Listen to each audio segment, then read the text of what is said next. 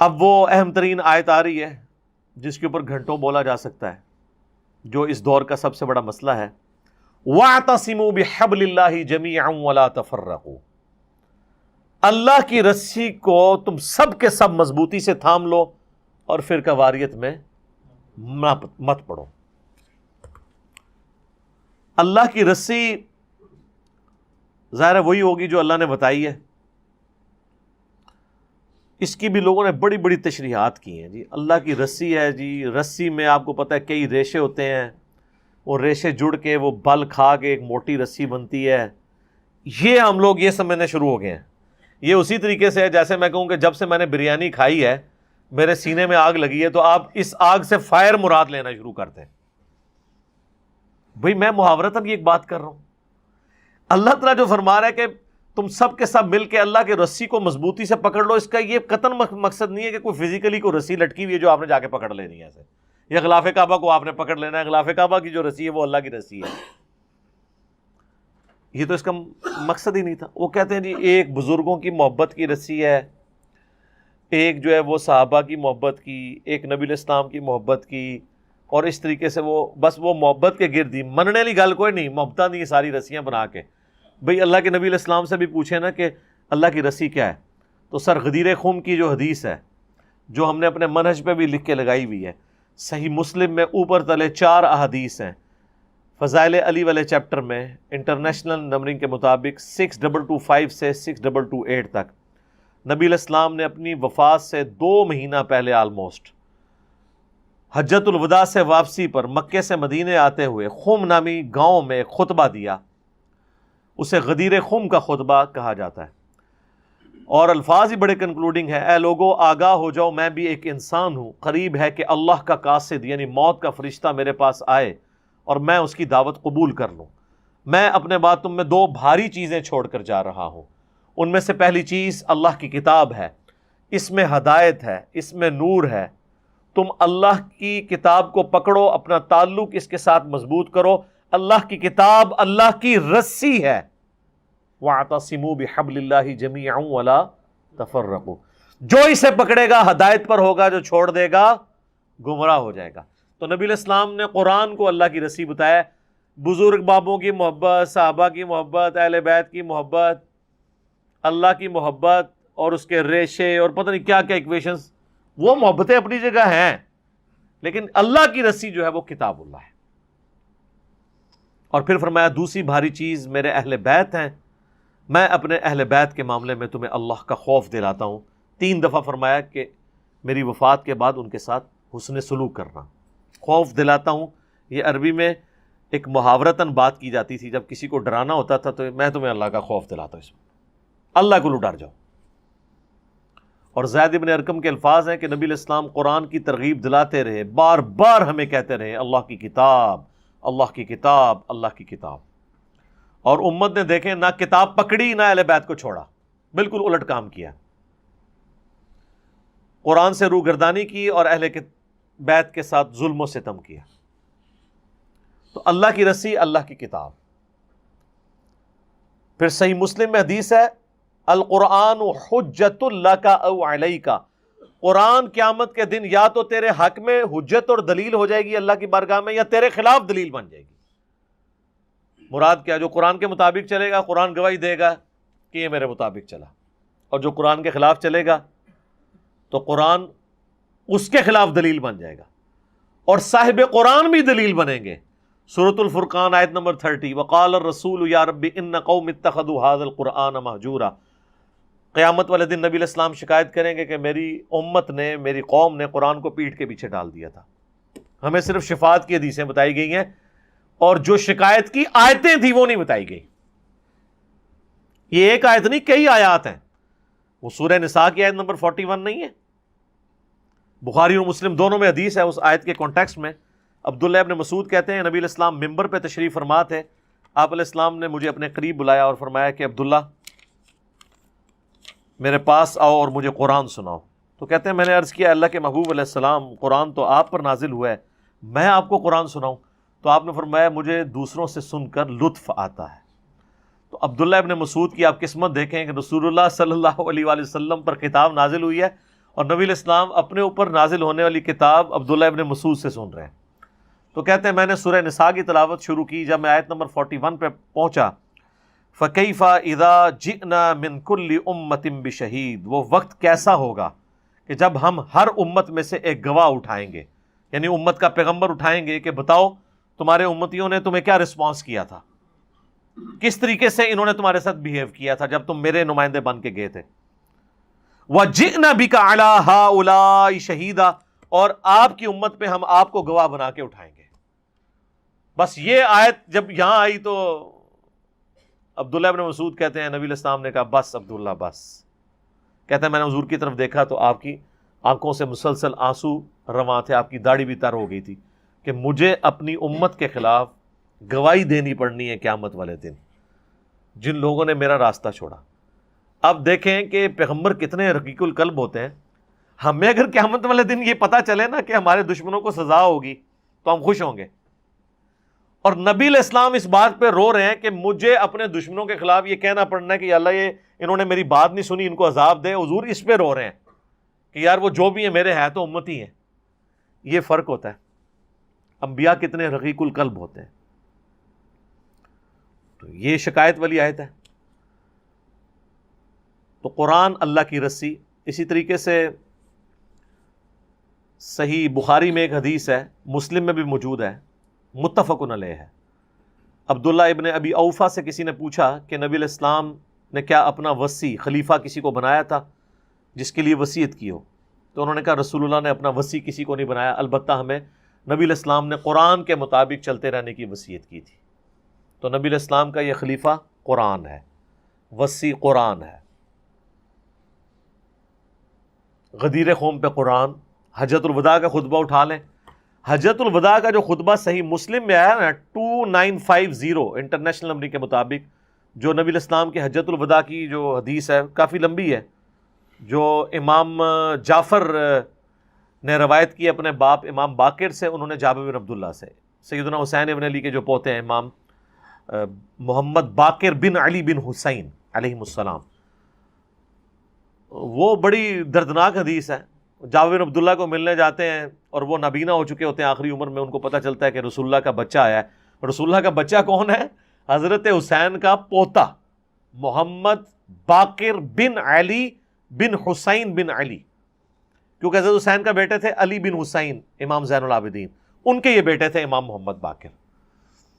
تو انہوں نے اتنا ان سے پیار کیا کہ ان کے گریبان کے بٹن کھولے اور اپنا ہاتھ اس کے سینے پہ رکھا، پیار کیا اور کہا تو میرے نبی کا بچہ ہے، پوچھ. تو ان کا کہ مجھے بتائیں چچا جان نبی علیہ السلام نے حج کیسے کیا تھا؟ تو وہ حج کی لمبی حدیث شروع ہوتی ہے. اس میں یہ بھی الفاظ ہیں کہ نبی علیہ السلام جب حجۃ الوداع کے موقع پر آپ نے خطبہ دیا ہمیں عرفات میں، تو آپ نے فرمایا اے لوگو میں اپنے بعد تم میں وہ چیز چھوڑ کر جا رہا ہوں کہ جسے مضبوطی سے پکڑ لیا تو کبھی گمراہ نہیں ہوگے، اور وہ اللہ کی کتاب ہے.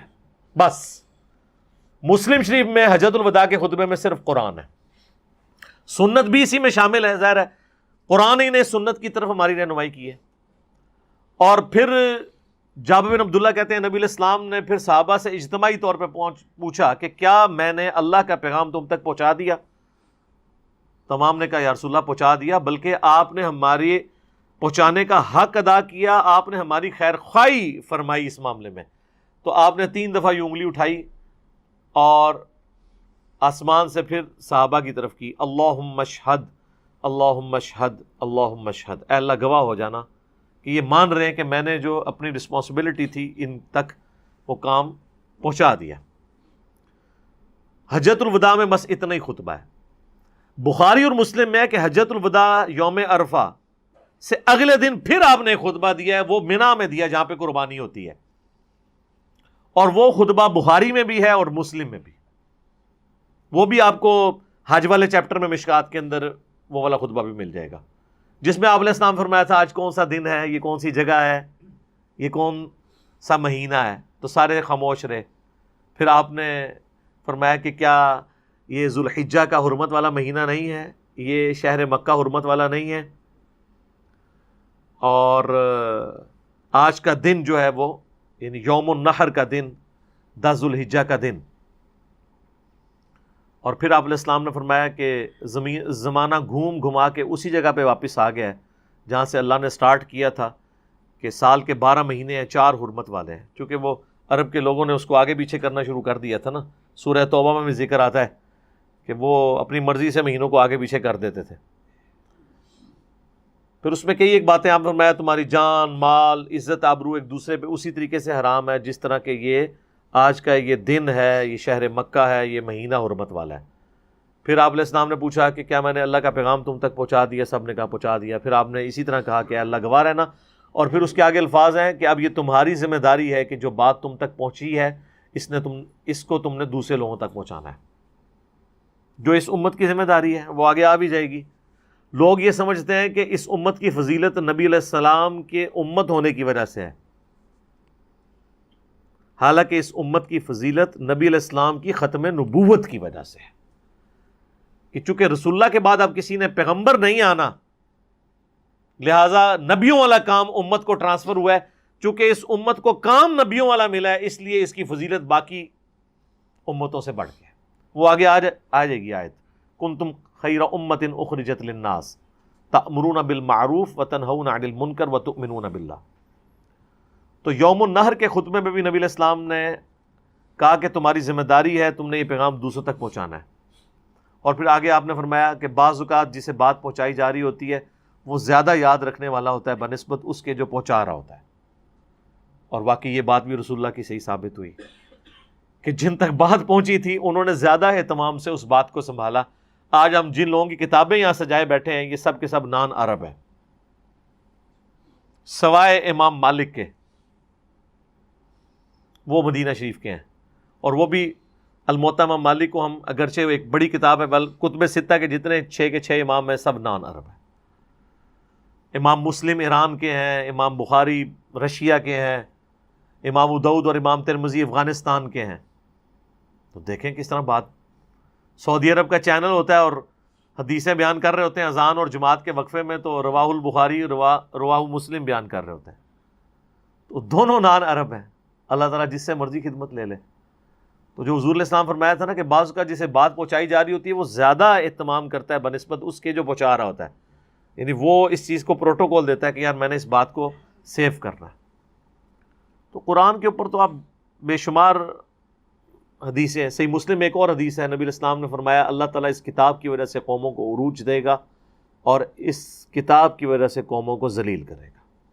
جس کو ڈاکٹر اقبال نے شعر میں بھی سمایا ہے، وہ زمانے میں معزز تھے مسلمان ہو کر اور تم خوار ہوئے تارک قرآن ہو کر.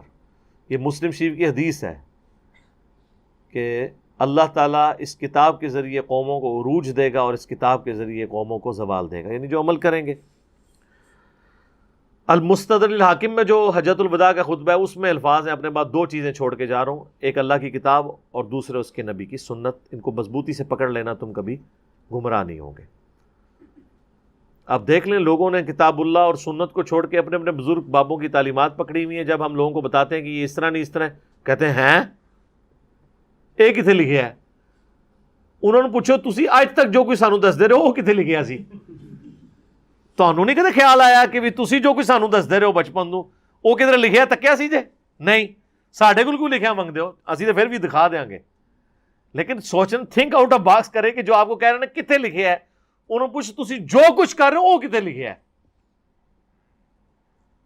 جیسے وہ حیدر بھائی کی بات مجھے بڑی اچھی لگی کہ اگر کوئی غیر مسلم آپ کے پاس آئے اور کہ میں مسلمان ہونا چاہتا ہوں، مجھے بتائیں کہ اللہ تعالیٰ کی اپنے بندے سے کیا ڈیمانڈ ہے، مسلمان کے عقیدے کیا ہونے چاہیے، مجھے کوئی کتاب پڑھنے کو دیں، تو آپ کون سی کتاب پڑھنے کو دیں گے؟ قرآن. یہ نا فضائل مال ہی پڑھا دو. زیادہ تر تو ظاہر ہے جو بندے قرآن ہی پڑھنے کے لیے دیں گے کہ یہ اللہ کی کتاب ہے جو ہمارے نبی پہ نازل. غیر مسلم تو ویسے فضائل مال اللہ بھی قرآن ہی دے گا، کیونکہ اس کو پتہ ہے یار کہ یہ گورے کو دے رہا ہوں تو وہ چیز دوں جو 24 کیرٹ سونا ہے. تو اگر وہ آگے سے یہ سوال کر لے کہ تم جو مسلمان ہو تم نے بھی اپنے عقیدے اسی کتاب کو پڑھ کے صحیح کیے ہوئے، تو میرے خیال ہے 99% لوگ جو ہے نا ان کے سر شرم سے جھک جائیں گے کہ نہیں. تو آپ گورے کو تو یہ مشورہ دے رہے ہیں، خود نہیں کر رہے. اس کا مطلب ہے کہ آپ نے اپنے اوپر خود اللہ کی دفعہ لگا لی ہے. یعنی قیامت والے دن اللہ تعالیٰ آپ پہ مقدمہ قائم کر سکتا ہے کہ تنوں پتا سی کہ قرآن پڑھ کے میں اپنے آپ کو صحیح کرنا ہے، تو کیوں نہیں کیتا؟ ہم لوگوں کو یہ کہیں گے کہ یا اللہ ہم اس لیے اس طریقے پہ چل رہے تھے کہ لوگ اس طریقے پہ چلتے تھے. وہ تو صحیح بخاری میں حدیث ہے نا، جب قبر کے 3 سوال نہیں آئیں گے تو فرشتے اس سے چوتھا سوال کریں گے کہ بھئی تو اللہ کے بندے یہ کیا تیری حالت، تجھے سوال کیوں نہیں ہے؟ وہ کہتا ہے میں وہی کہتا تھا جو لوگ کہتے تھے، سنا کے سننی تو نہیں، پڑھا کے سننی بنو. تو فرشتے پھر آگے سے کہیں گے کہ تو نے خود پڑھ کے عمل کرنے کی کوشش کیوں نہیں کی، یا کسی ایسے شخص کی پیروی کیوں نہیں اختیار کی جو تجھے بتا دیتا کہ کیا لکھا ہوا ہے. اور پھر اس کو ایک ایسا گرز ماریں گے کہ زمین و آسمان کی ہر مخلوق اس کی چیخ و پکار کی آواز سنے گی سوائے جن اور انسانوں کے، اور اگر جن اور انسان سن لیں تو بے ہوش ہو جائیں. یہ بخاری شریف ہے، مولانا شریف نہیں ہے. تو قبر میں جا کے تو یہی کہ ہونا ہے، اور آخرت میں تو قرآن پورا بھرا پڑا ہوا ہے کہ قرآن کی پیروی اختیار کرنی تھی. تو یہ کوئی راکٹ سائنس نہیں جو آپ نے کسی کو سمجھانی ہے، یہ ہر مسلمان کو پتہ ہے، عمل نہ کرے اس کی اپنی بدقسمتی. تو کہا گیا اللہ کی رسی کو مضبوطی سے تھام لو اور فرقوں میں مت بٹو. اس کا مطلب یہ ہوا کہ جو اللہ کی کتاب کو پکڑ لے گا وہ فرقہ واریت سے بچ جائے گا. وہ ہماری سائنس کی لینگویج میں اسے کہا جاتا ہے اینڈ وائس ورسا. ایک تو یہ ہے کہ اللہ کی کتاب کو پکڑ لو اور فرقہ واریت میں مت پڑو. دوسرا یہ ہے کہ جو اللہ کی کتاب کو نہیں پکڑے گا وہ فرقہ واریت میں پڑ جائے گا. بیک وقت دونوں معنی درست ہیں. تو سر نظر آ رہا ہے، آج کسی کو کہنا اپنے عقیدے قرآن کے مطابق کریں، قرآن کو ترجمے سے پڑھیں، تو آگے آپ دیکھیں یعنی آپ کے علماء ہی آپ کو منع کرنا شروع کر دیں گے. ہم نے اس پہ ویڈیو بھی اپلوڈ کی تھی نا، وہ اسلام 360 والے بھائی جب تعارف کروا رہے تھے جیو کے اوپر آ کے اپنے سافٹ ویئر کا، اس کا اپلیکیشن کا، کہ جی اس میں تو قرآن کے ترجمے کھل جاتے ہیں حدیث، تو وہاں ایک مولانا صاحب نے یوں انگلی اٹھا لی تھی. لیکن تو بس دیکھ لو دشمن ادھر ہی بیٹھے ہوئے. اچھا اتنی حیران کن بات ہے، اگر ہمیں کوئی یہودی عیسائی کہے نا قرآن نہ پڑھنا گمراہ ہو جاؤ گے، ہم اس بات کو کتنا برا مانیں گے. یہی بات مولوی کہہ دیتا ہے نا تو ہم اپنے بچوں کو بھی یہ سکھاتے ہیں کہ ڈائریکٹ نہیں پڑھنا. اچھا یہ ابھی تک یہی سکھاتے آ رہے ہیں ان کو کہ یار انڈائریکٹ پڑھا دو، یار آپ پڑھ لو سانو پڑھا دو، کوئی نہیں. تو یہ صرف ایک علمی شہوت ہے، علمی ڈسکشنیں ہیں، کرتے رہتے ہیں، نکالتے اس میں سے کچھ بھی نہیں ہے. یا تو ہو نا پریکٹیکلی کر کے بھی کوئی بتائیں، کہانیاں کرائی ہوئی ایک دوسرے کو. وَاذْكُرُوا نِعْمَةَ اللَّهِ عَلَيْكُمْ، اور یاد کرو اللہ کی اس نعمت کو جو اس نے تم پر کی. اذ کنتم اعداء فالف بین قلوبکم، کہ تم آپس میں دشمن تھے تو اللہ نے تمہارے دلوں کو ایک کر دیا، محبت ڈال دی اس کے اندر. عرب کے لوگ کس طرح لڑتے تھے چھوٹی چھوٹی بات کے اوپر، اسلام نے ایک کامن بانڈ کے طور پر ان کو جمع کر دیا. فاصبحتم بنعمتہ اخوانا، اور اللہ کے احسان کی وجہ سے تم بھائی بھائی بن گئے. اسلام اتنا زبردست بانڈ کہ وہ عرب کے اجڑ لوگ، چھوٹی چھوٹی بات پہ مرنے مارنے پہ اترنے والے لوگ، اسلام نے ان امیین کو جو پڑھے لکھے بھی نہیں تھے چینج کر کے رکھ دیا. اس پہ ہمارے ایک بھائی نے وہ کلپ بھی اپلوڈ کیا ہے جب عرب میں قرآن آیا، ہدایہ پورٹل کے اوپر آپ دیکھ لیں کس طریقے سے اس قرآن نے چینج کیا ہے اس دنیا کو.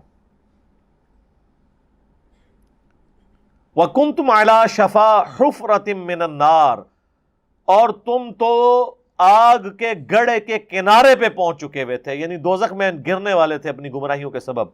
فَأَنْقَذَكُم مِّنْهَا، تو اس نے تمہیں بچا لیا، یعنی رسول اللہ صلی اللہ علیہ وآلہ وسلم کو بھیج کے تمہیں ہدایت دے دی. جو صحیح بخاری میں حدیث ہے کہ میری اور تمہاری مثال اس طرح جس طرح پتنگے آگ پر گر رہے ہوں اور میں تمہارے کمر بند سے پکڑ پکڑ کے تمہیں آگ سے دور کر رہا ہوں. تم پتنگوں کی طرح آگ پہ یعنی جہنم کی آگ پہ گر رہے ہو. تو نبی علیہ السلام نے مثال دی کہ میں تمہیں بچانے والا ہوں. تو اللہ تعالیٰ نے رسول اللہ صلی اللہ علیہ وآلہ وسلم کو وسیلہ اور ذریعہ بنایا اس انسانیت کو دوزخ میں گرنے سے بچانے کا.